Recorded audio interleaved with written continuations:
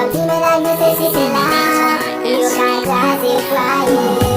Pa ben pa ka motiveye ménage mwen. Pa ben motiveye ménage mwen. Pa ben zan motiveye ménage mwen. Paske pa ben tombe si ka tansyon. Pa ben pa ka motiveye ménage mwen. Pa ben motiveye ménage mwen. Pa ben zan motiveye ménage mwen. Paske pa ben tombe si ka tansyon. Si ou vle vive avec moun nan, ou pa vive moun si veye li. Depi tete li ki fet pou ou, men parol moun fi fò pa kwen nan li. Si ou vle vive avec li, ou dwe aksepte jan li ye ya. Zami pa vin bam li potay, pa bezen konen ayen de li. Lem gen problem se li kape avem, malve problem dificulte li toujou avem. Kom sa se li ki fam chans mwen, depi la vem pa bezwen ayen. Le la vem mwen santi mwen bien, zami pa vin bam li potay, pa bezen konen. Kom sa se prezan li se fitim, ke se avel ma fe tout vim.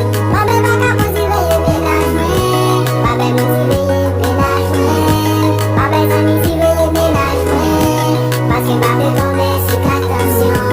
Pa ben pa ka motiveye menaj mwen, pa ben motiveye menaj mwen. Pa ben zan motiveye menaj mwen, paske pa ben tombe si ka tansyon. Pa antre bouch nan zafen nou, paske nou se de damou foun. Si antre bouch nan zafen nou, nan yon kade wap kont l'amou. Sache pa wè ke pa toune, kout man chat nan glo ki mak like. Patin koto te wel, pasi veyel pou mwen. Se bezon, se fitim, oui.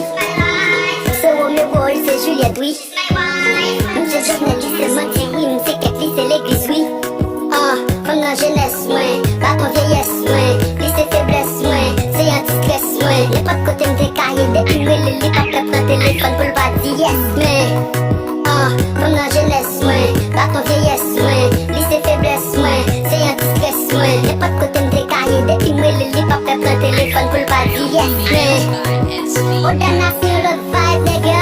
Pa ben pa ka motiveye menaj mwen, pa ben motiveye menaj mwen. Pa ben zan motiveye menaj mwen, paske pa ben tombe si ka tansyon.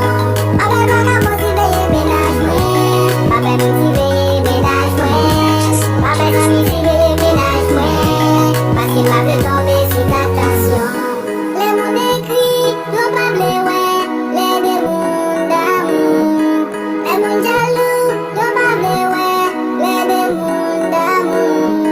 Zami kounye ya se jouda, toujou men ya fe tripotay. Zami kounye ya se jouda, toujou men ya vin fe tripotay. Exotis l'homme sage tout temps.